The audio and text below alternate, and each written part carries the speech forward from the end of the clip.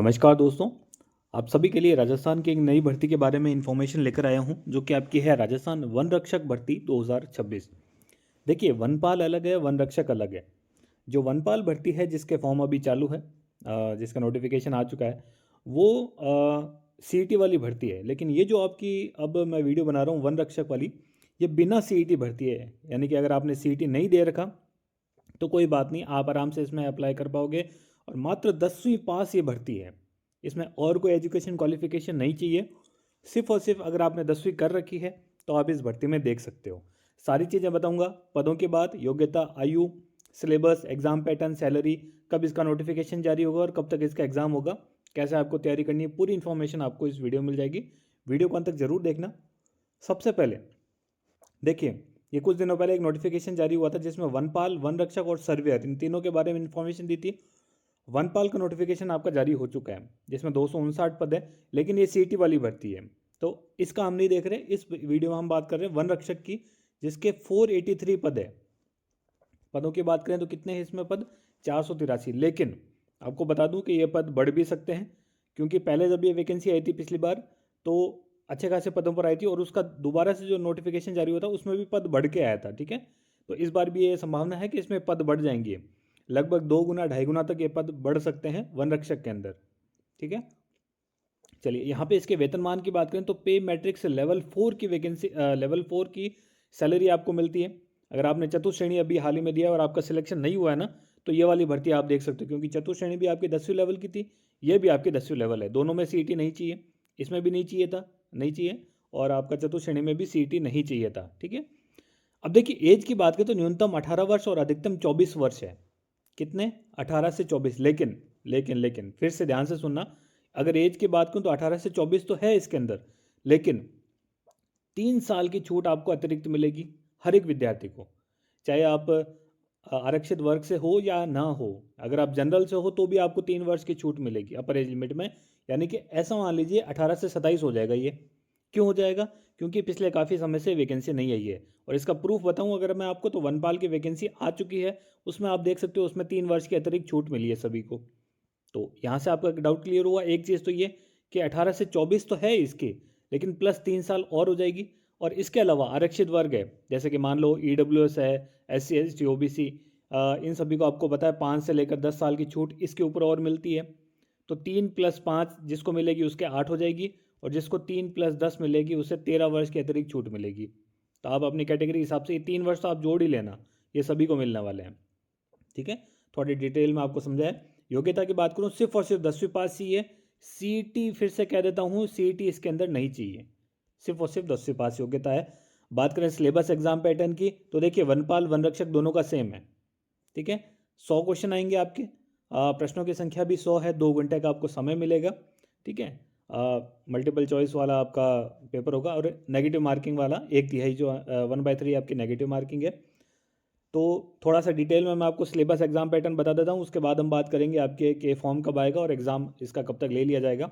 तो इसके अंदर काफ़ी चीज़ें हैं, जैसा आपकी दैनिक विज्ञान यानी कि साइंस आएगा, गणित यानी कि मैथमेटिक्स आ जाएगा, सामाजिक अध्ययन की बात करें यह आएगा, भूगोल, इतिहास, कला, संस्कृति, समसामयिक विषय यानी कि जो करंट अफेयर्स है वो आएंगे। अब थोड़ा सा इसको डिटेल में बता दूंगा।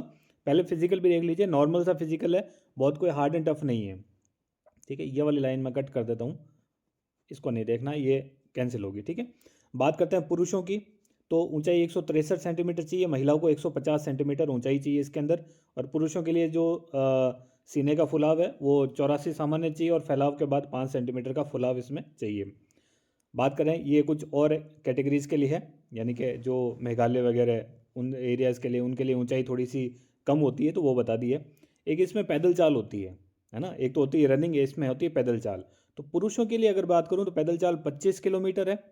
4 घंटे में आपको ये पूरी करनी होती है, यहाँ लिखा होगा ना, 4 घंटे के भीतर भीतर पैदल चलकर तय करनी है। और महिलाओं की बात करूं तो 16 किलोमीटर है, वही 4 घंटे आपको मिलेंगे, लेकिन आपको 16 किलोमीटर ही पैदल चलना है। और पुरुषों में 25 किलोमीटर चलना है। ये तो इसका है फिजिकल।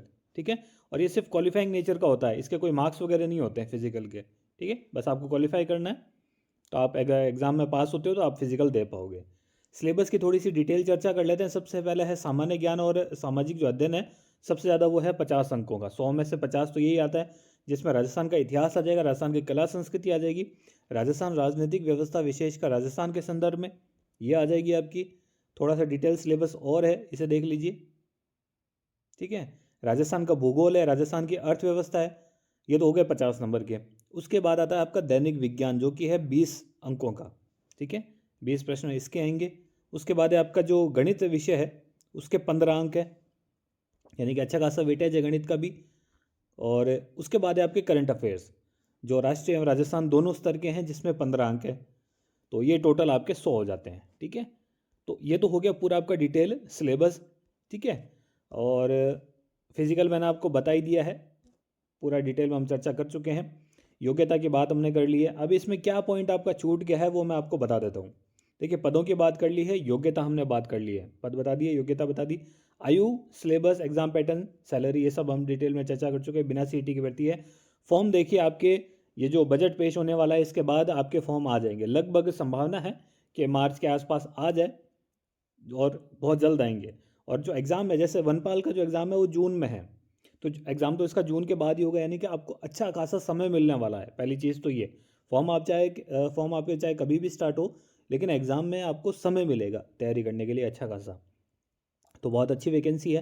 कहीं ना कहीं आप मान लीजिए कि सितंबर अक्टूबर के आसपास या उसके बाद ही आपका एग्ज़ाम कंडक्ट करवाया जाएगा 2026 में, यानी कि अच्छा खासा समय मिल रहा है। अभी से अगर मैं बात करूँ ना, 6 से 7 महीने आपको मिल जाएंगे, टेंशन लेने की कोई ज़रूरत नहीं है। आराम से 5 से 6 महीने तो कहीं भी नहीं जाने वाले, 5 से 6 महीने तो आपके पास खुले पड़े हैं। आप आराम से इसकी तैयारी करो। 100 क्वेश्चन है, अच्छे से जज के तैयारी करो। जिनका भी चतुर्थ श्रेणी में नहीं हुआ है, और अगर चतुर्थ श्रेणी में हो भी गया है, तो चतुर्थ श्रेणी तो आपको पता है कि आपकी L1 से अब L2 कर दी गई है सैलरी, लेकिन इसकी L4 की सैलरी है, यानी कि कहीं ना कहीं इससे अच्छी है। तो आप इसकी भी तैयारी कर सकते हो, चतुर्थ श्रेणी वाले भी कर सकते हैं।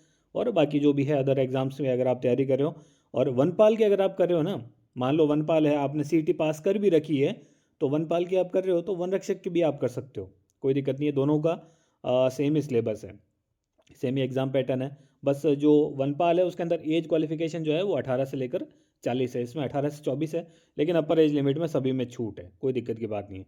और कोई भी डाउट है तो पूछ लेना आराम से, है ना, कमेंट बॉक्स में बता देना। मैं आपके लिए अलग से वीडियो लेकर आ जाऊँगा डिटेल में, कोई भी अगर आपका डाउट है तो पूछ लेना। तो धन्यवाद दोस्तों, मिलते हैं एक वीडियो में।